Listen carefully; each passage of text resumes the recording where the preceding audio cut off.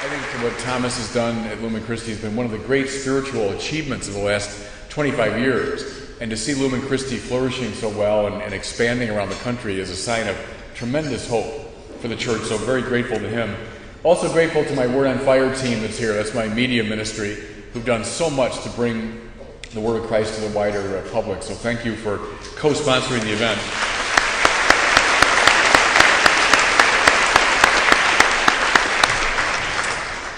Listen, the brief time we have, I want to share with you some reflections on, before I forget, this beautiful room, which I love, one of the most beautiful, I think, in all of Chicago.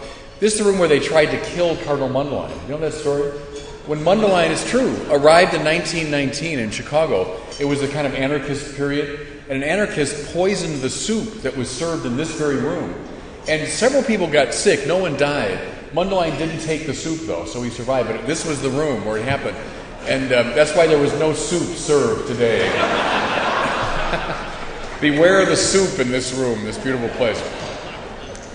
Anyway, friends, I want to share with you just some simple thoughts about evangelization. So that's the theme that's been on the minds of these great popes that Thomas was talking about. It's the theme of Vatican II, I think. Vatican II is an evangelical council above all. John Paul II, Benedict XVI, now Francis, are propagators of this so-called new evangelization. So what does that mean? How do you do it? I'm going to give you 7 suggestions, 7 frameworks for understanding new evangelization. And actually it's appropriate, beginning in this room with the first one. Lead with the beautiful. Now here's where I'm very much in line with Pope Francis. And we sort of advertise this talk as Francis' approach to evangelization. This is where you see it above all. Here's a simple way to state it. You know, the 3 great transcendentals, the true, the good, and the beautiful, right, from classical philosophy. Especially today in our postmodern context, to begin with the true is often a non-starter. You know, you say, well, here's the truth. And people say, well, who are you to tell me what's true? You've got your truth, I got my truth.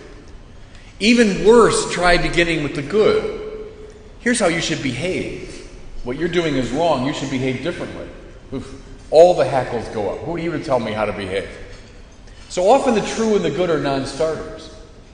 But I would suggest, and here following Hans Urs von Balthasar and many other of these conciliar era theologians, begin with the beautiful.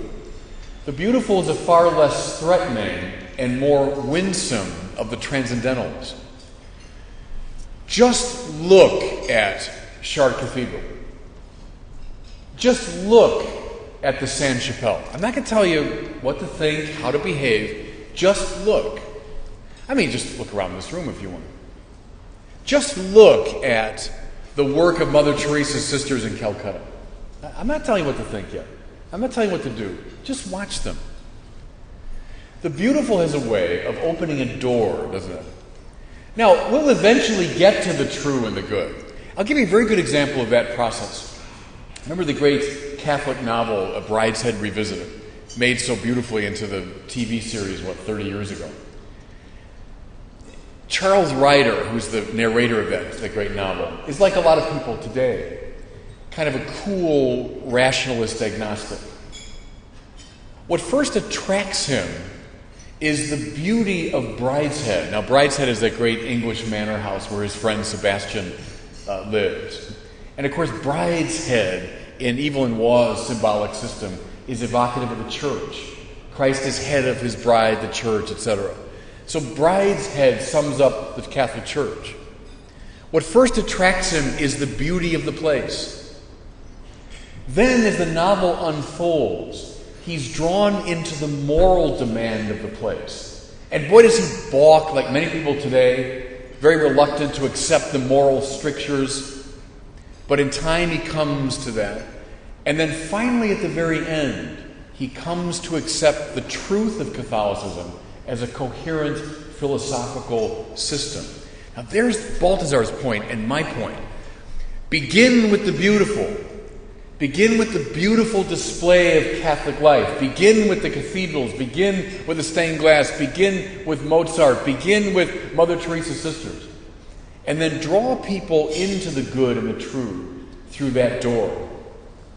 Here's a more mundane example of the process. When I was 7, my father brought me to Tiger Stadium in Detroit. And we watched my first professional baseball game.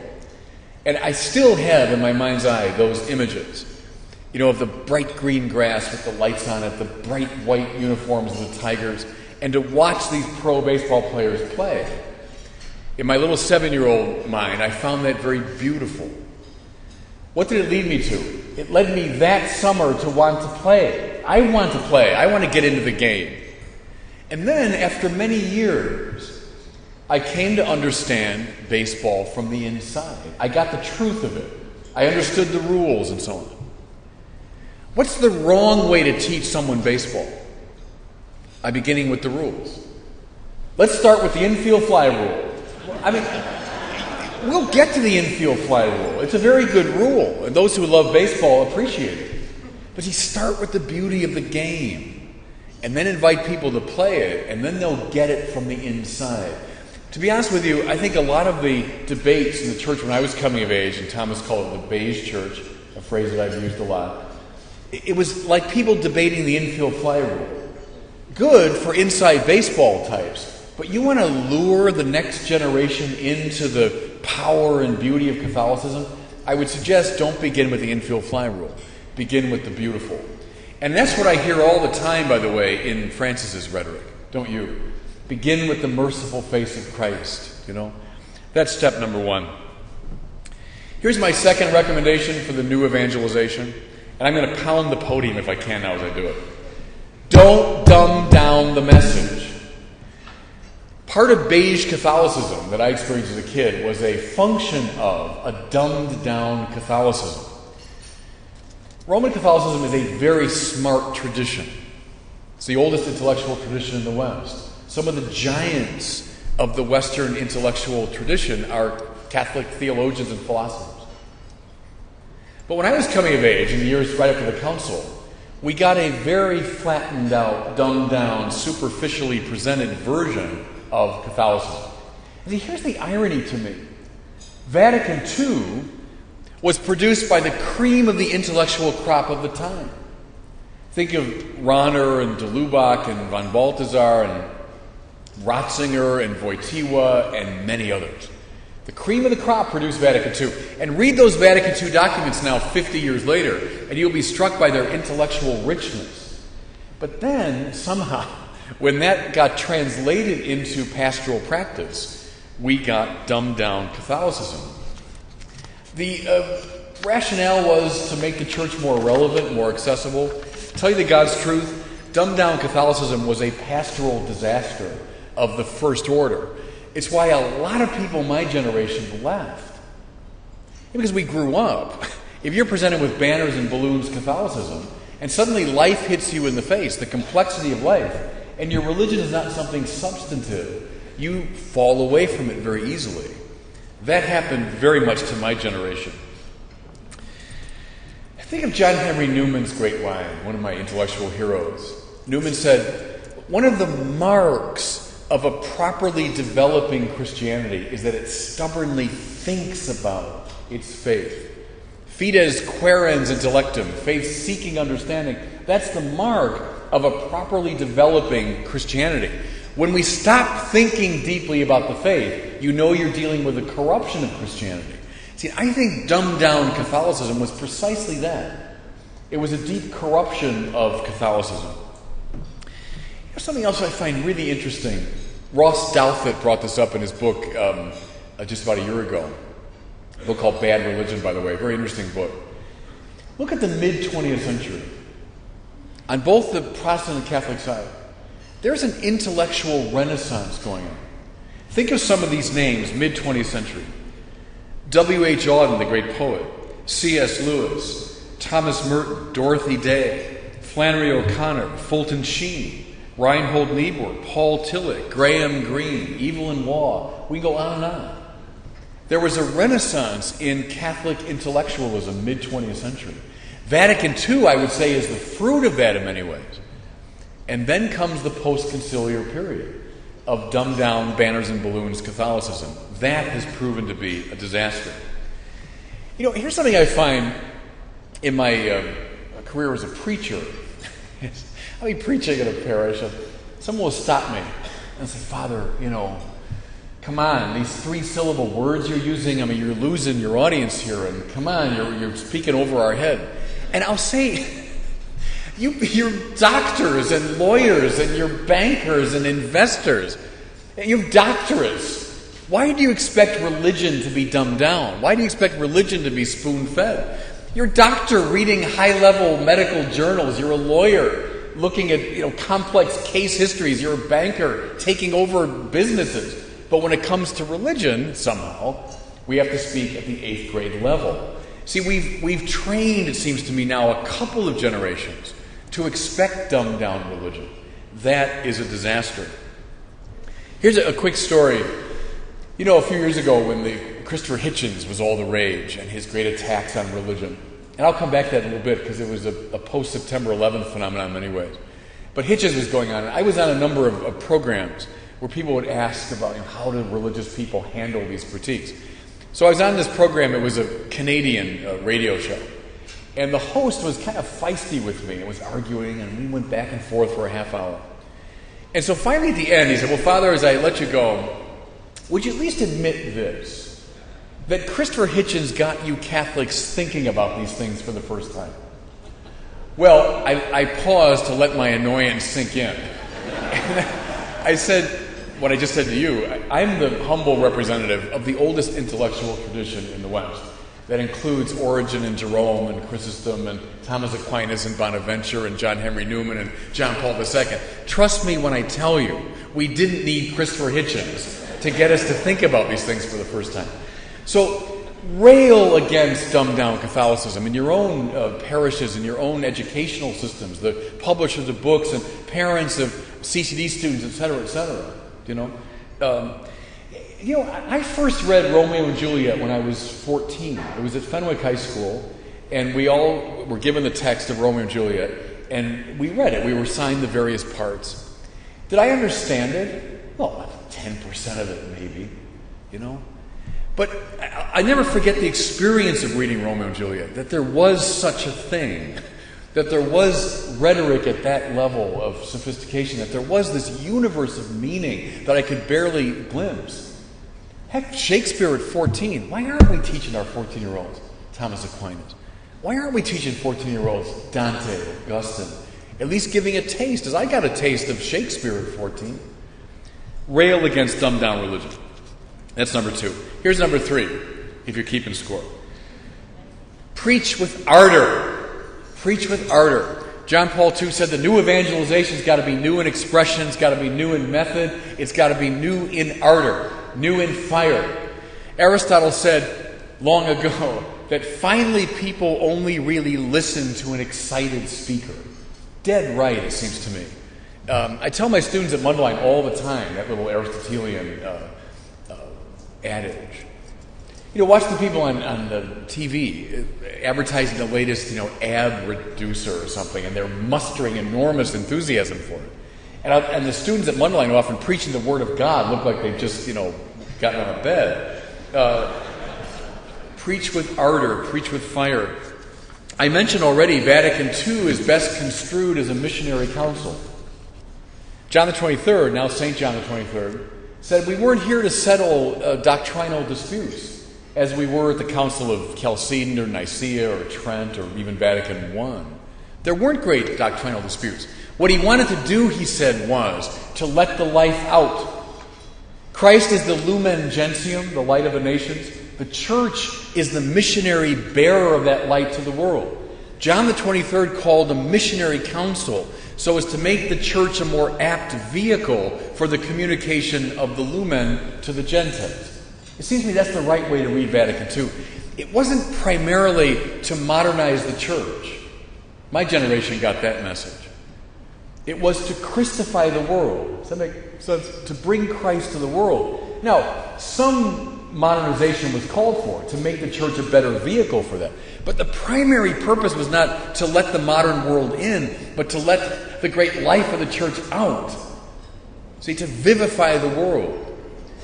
Ardent proclamation. That was the point of Vatican II. And read those documents again. Read Lumen Gentium and read Gaudium et Spes especially. And you find it. You find just that ardor. But the thing is, again, I go back to my childhood, coming of age after the council. Was the church marked by fiery missionary ardor? Oh, not a church I can imagine. It was a church that was often bickering with itself. And again, people of goodwill on all sides of the issue. I'm not disputing that for a second. But see, a church that's bickering with itself about authority and about sexuality, which were largely the big issues when I was a kid, is not going to be evangelically compelling. Again, it's like people bickering about the fine points of the infield fly rule. It's not going to draw people into baseball. I think we've got to recover the missionary ardor and now read John Paul II. That's very much his agenda, it seems to me, is to recover the fire in the proclamation. Just a quick word about where the fire comes from. It seems to me it comes from clarity about the resurrection. When you look at the New Testament, from Matthew to Revelation, you don't find the sort of, blandly abstract spiritual reflections of spiritual gurus. What do you find? You find what I call a grab you by the lapels quality. The New Testament is written by people who've experienced something so overwhelming, they want to tell the whole world about it. Look at Paul's letters. Read through the Acts of the Apostles again. Read through any of the pages of the four Gospels.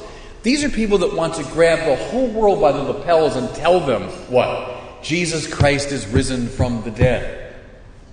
Everything else in Christianity centers around that great proclamation, returns to it. And when that proclamation is muted, when the resurrection is transformed into a symbol or a myth or a legend or a literary device, that's when the fire goes out.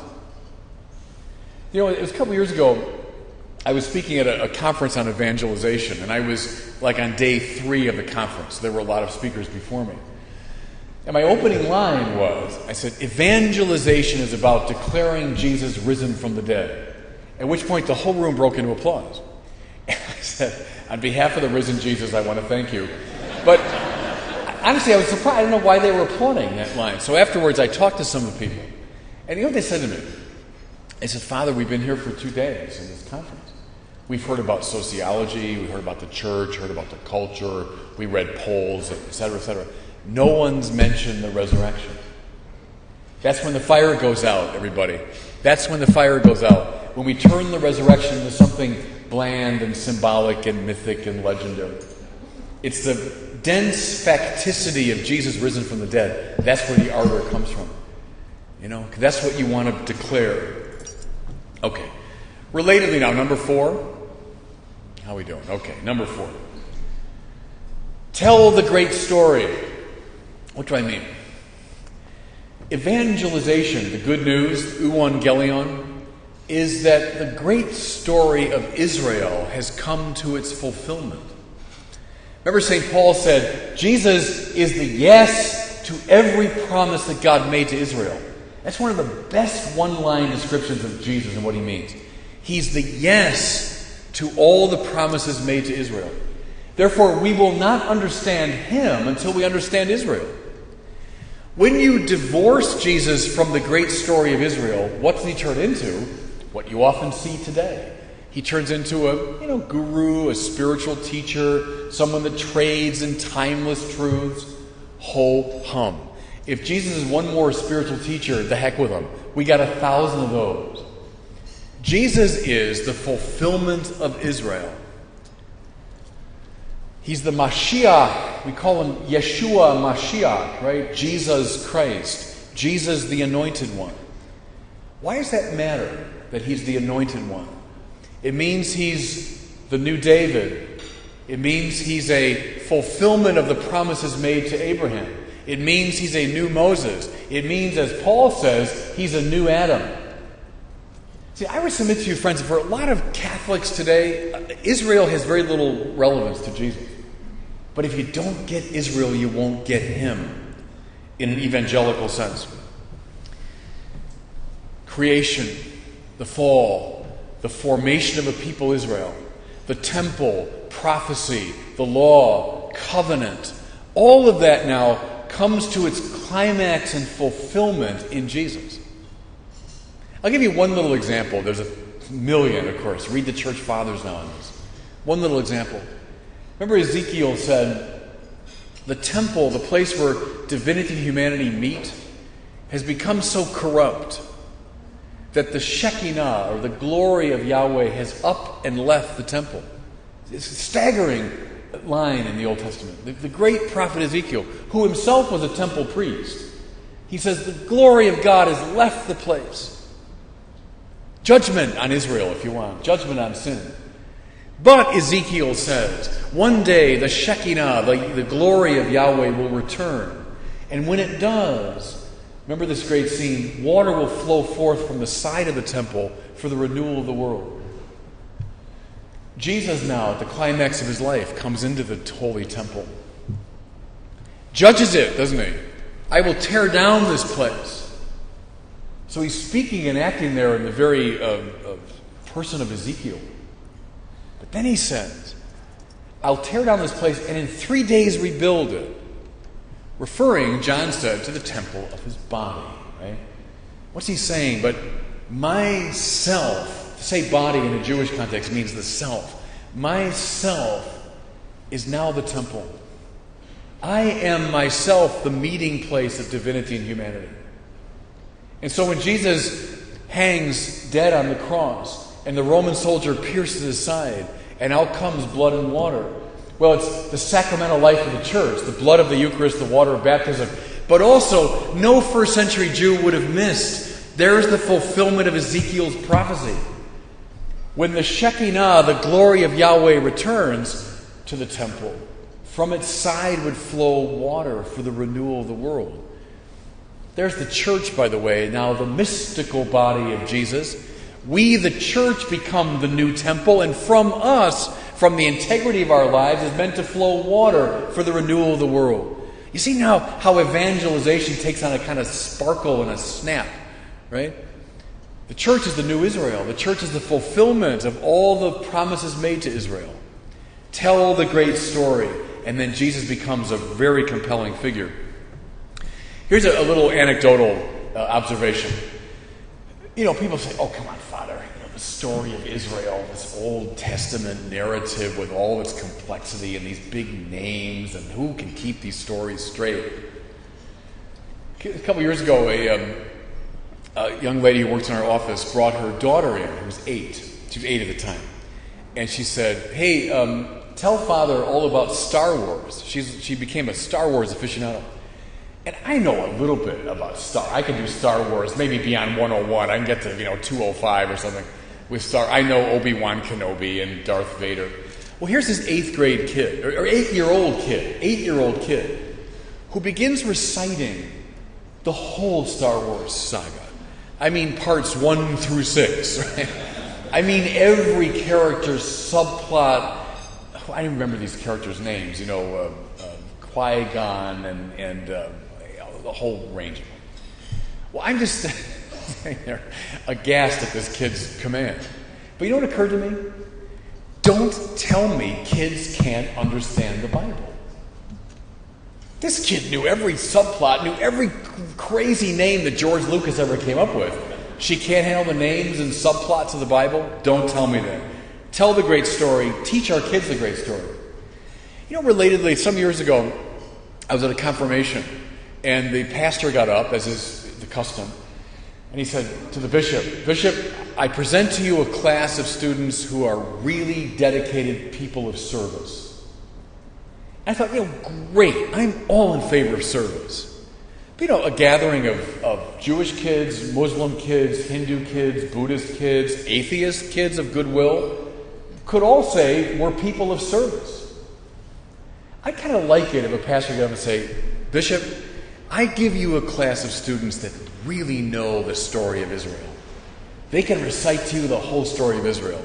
Now you've got some evangelical power coming forth. Okay, number 5. Stress when you evangelize the Augustinian anthropology. I know that sounds abstract. It really isn't. St. Augustine, second greatest theologian in the history of the church. Don't tell my Augustinian friends I said that. But wrote the greatest single line of Christian anthropology. It's on page 1 of the Confessions. Lord, you've made us for yourself. Therefore, our heart is restless until it rests in thee. Look it up. Page 1 of the Confessions is the single best statement of Christian anthropology. Lord, you've made us for yourself. Therefore, our heart is restless until it rests in thee. I come across that every single day in my evangelical work. What it means, you see, we all sense it deep down. We've all been wired for God. How do we know that? How do we know we've been wired for God? Precisely because nothing in this world satisfies us. Now, here we are, among friends, having eaten a very good lunch in this beautiful place. Great, right? Full of the good, the true, the beautiful. All terrific. Are you utterly satisfied at the soul level? I hope not. If you were, something's the matter. C.S. Lewis said, precisely at the best moments of life, you know, when your friendships are so rich and expressive, precisely when you're in the presence of the beautiful, at the best moments of life, we become most aware of this longing. C.S. Lewis called that joy, didn't he? That strange longing beyond any of the goods of the world. Didn't you too say it, right? I've climbed the highest mountains, I've swum the sea, and I still haven't found what I'm looking for. That's the Augustinian idea. Here's the trouble, everybody, with secularism and why we have to stand athwart secularism. Because secularism as an ideology is soul-destroying. The secularist ideology says that we can find perfect satisfaction in the goods of the world. See, and the trouble is, boy, listen to song after song, watch all the movies, listen to the public rhetoric. Our kids are taking that secularist ideology in all the time. And it's soul-destroying because it's denying this hunger, which can't be met by anything in this world. And when you deny that hunger, you will do deep spiritual damage. I'll give you one quick biblical reference here. First book of Kings, the story of Elijah and the priests of Baal. Remember? They're up on Mount Carmel. And there are 450 priests of Baal. And there's one Elijah, the prophet of Yahweh. But he's challenged them. Remember, he says, you erect altars to your gods, I'll erect an altar to Yahweh. You call on them, I'll call on Yahweh. We'll see what happens. See who wins, right? So the priests of Baal, 450, mind you, they're thick on the ground. They erect the altars to their gods.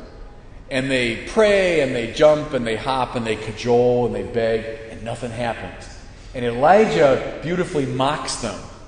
You know, hey, they're gods after all. Maybe they're asleep, or they're napping, or they're on vacation. I don't know where they are.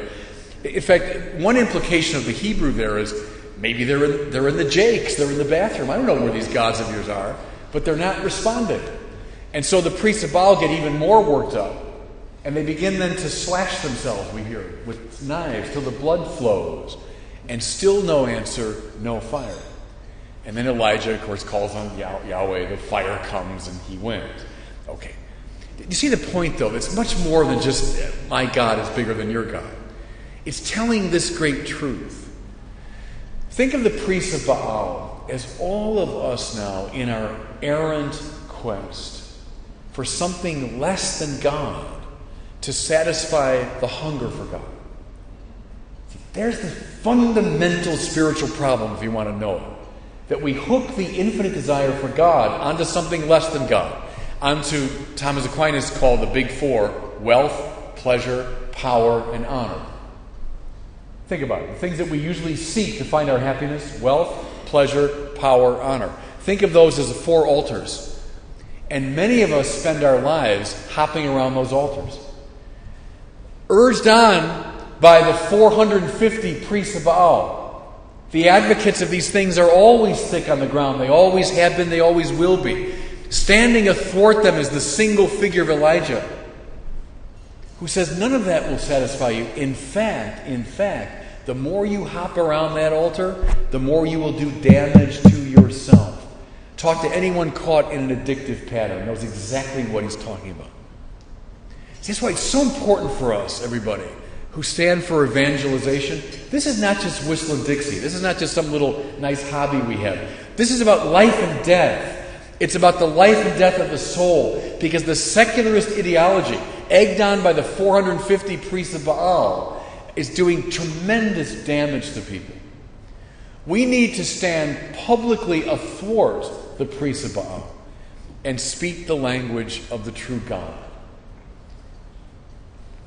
That's the Augustinian anthropology we need to stress. The hunger and thirst for God.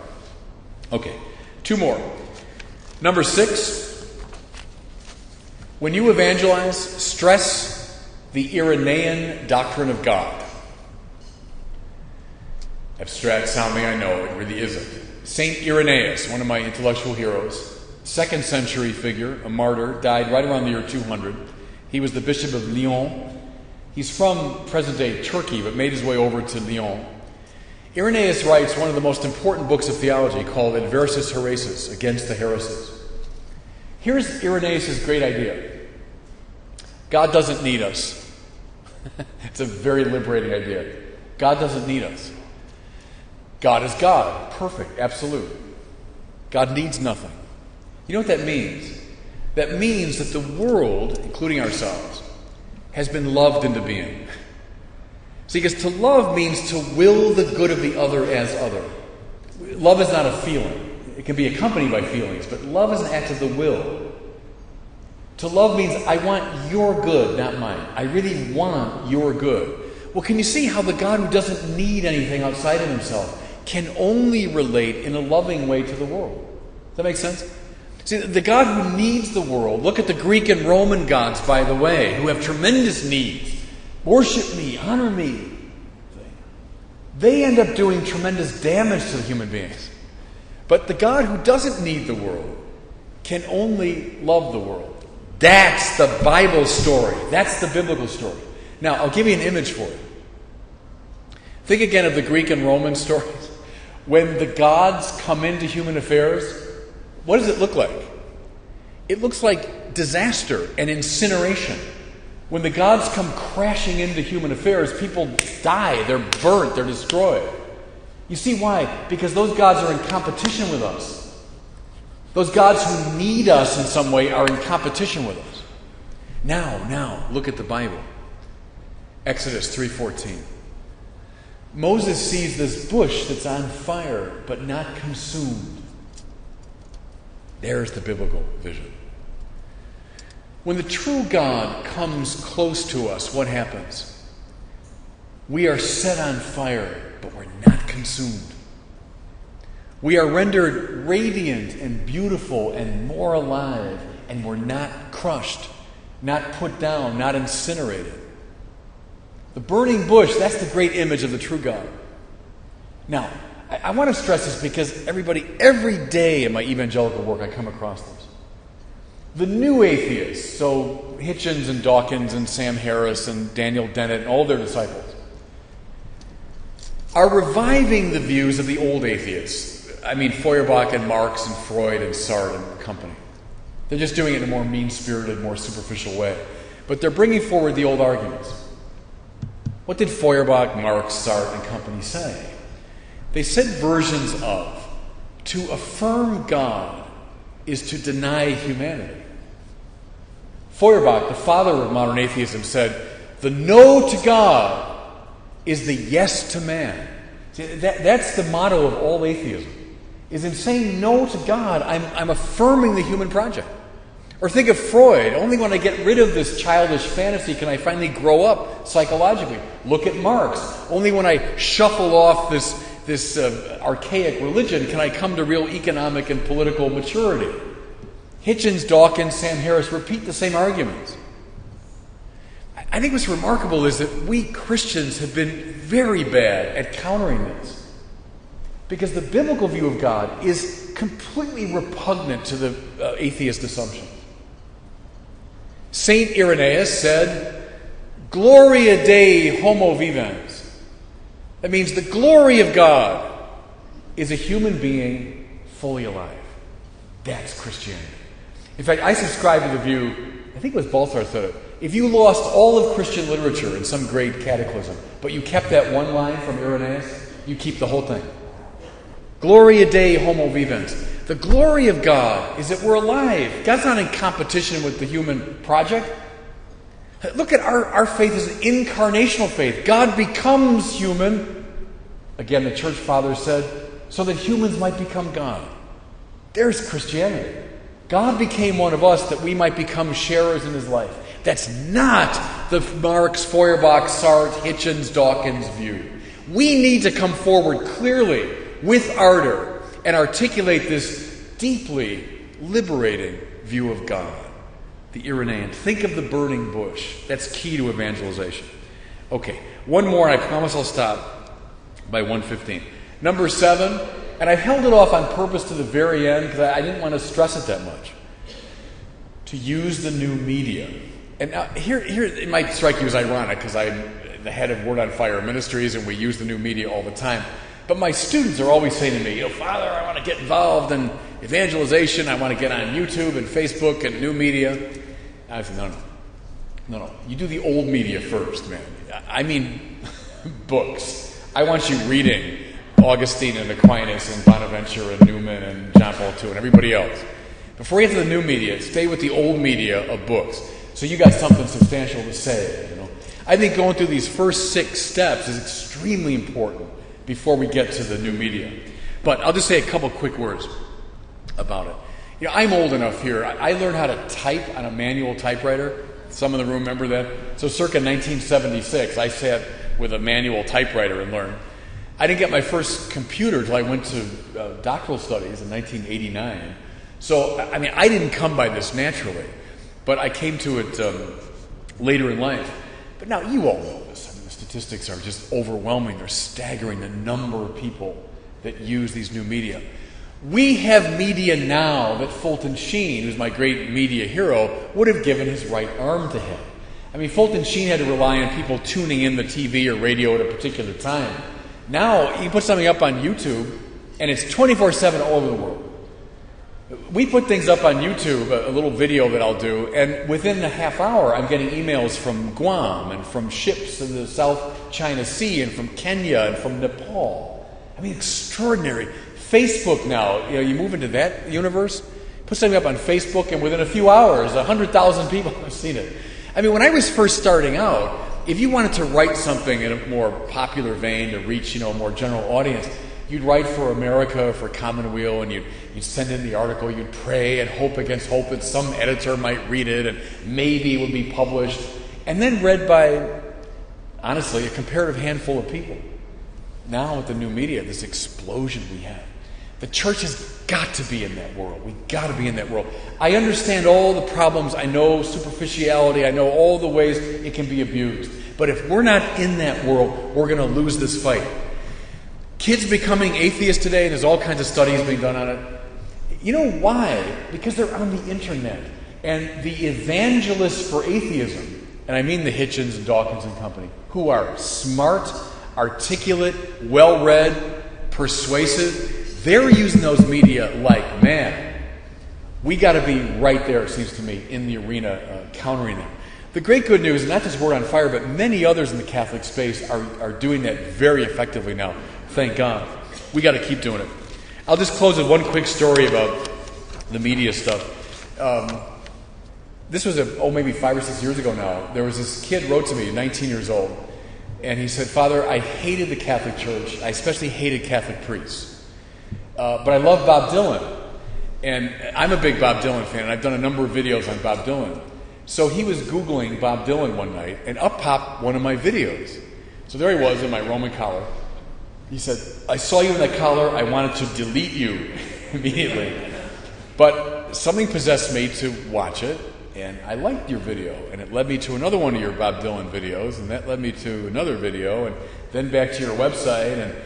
And again, this is very atypical. This is not happening all the time, trust me. But he said, now I'm entering the RCIA program.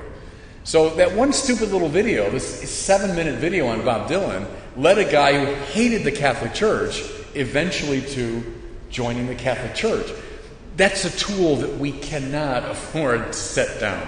You know what I mean? Here's just one more. This is maybe 2 years ago when Charlie Sheen was having all his troubles, remember? And this young lady, same thing, hated the Catholic Church, everything. But she was Googling some website about Charlie Sheen. And that led her to Martin Sheen, Charlie's father, right?